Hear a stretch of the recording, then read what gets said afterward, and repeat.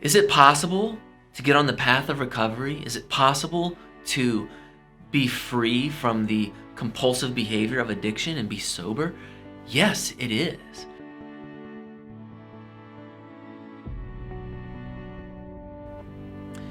If I wake up depressed, low energy, and no motivation to get up and live, it's somewhere on the spectrum, right? I mean, when it's bad, we don't even feel like getting out of bed at all. We think we have fibromyalgia and these other things, right? But the point is, those are all symptoms. And we'll get a term or a diagnosis for all those symptoms, right? We'll get a label.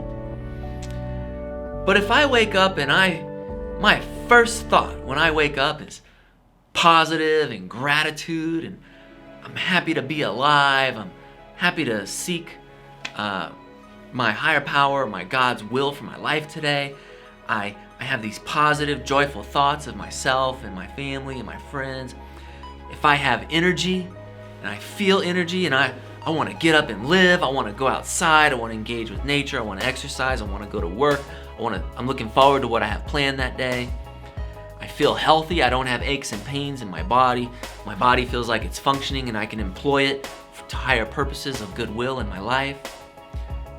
Those are all symptoms too. They're two sides of the same coin.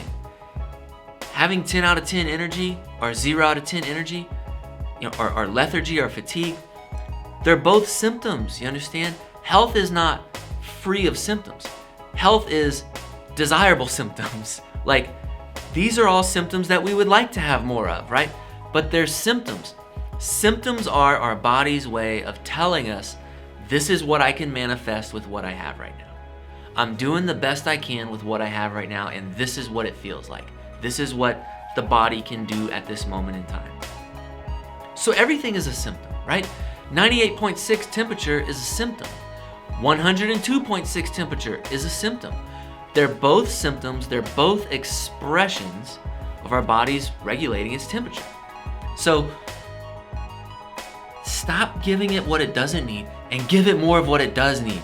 The 40 micronutrients, the essential nutrients, the essential fatty acids, all of the trace minerals, all of the vitamins. And that's where experts can help you out, because there's toxic chemicals that are related to mental illness, addiction, compulsive behaviors. I'll give you a good example is yellow number 5, tartrazine. Multiple studies in hundreds of children at a time. They take groups of children who put it in their diet and groups of children who don't, and they have these, what they call neuroconflictual behaviors, these neurological changes that change their behavior in a conflictual way. Withdrawn, conflict with others, not as engaged, empathetic as they were. And then they wash it out, give them a healthy diet without it, and they watch those changes happen. Well understood effects from these chemicals. That's just one small example of more than 1,000 identified chemicals that can have these kind of effects. So we want to clean up our chemical toxic exposure, clean up our lifestyle, clean up our diet. The number one sources where we get exposed to these things are food, our water, our personal care products. Not to mention if we're using harmful and illegal substances. And the people who've been the founders of orthomolecular medicine, the Bruce Ames and the others, they basically well proved, and thanks to all the other scientists over time who elucidated our pathways of biochemistry and how our brain functions, we need these nutrients to make the receptors and the neurotransmitters, the actual molecules, to work in a balance that we feel healthy and we feel like living and we engage with life around us and our community of people around us. And the opposite of that, for example, it's well known when we get low on the B vitamins, we feel what's called depression. And we feel isolated and withdrawn, and we don't want to engage with others. And sometimes I wonder, is that some kind of natural adaptive mechanism to protect us from harming each other when we're low on nutrients? And would an elder person in our community recognize that and say, oh, dear child, I see your behavior. Here, drink this soup, eat these foods. You're low on these.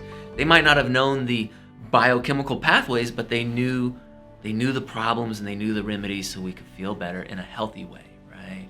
But what's amazing is when we couple our knowledge and modern day knowledge of science, of all these nutrients that I just mentioned, and the biochemical pathways, and we can use nutrition and herbs and natural medicines, what I witness is it accelerates it. It helps our body heal faster, which is wonderful. It's wonderful because you can have less,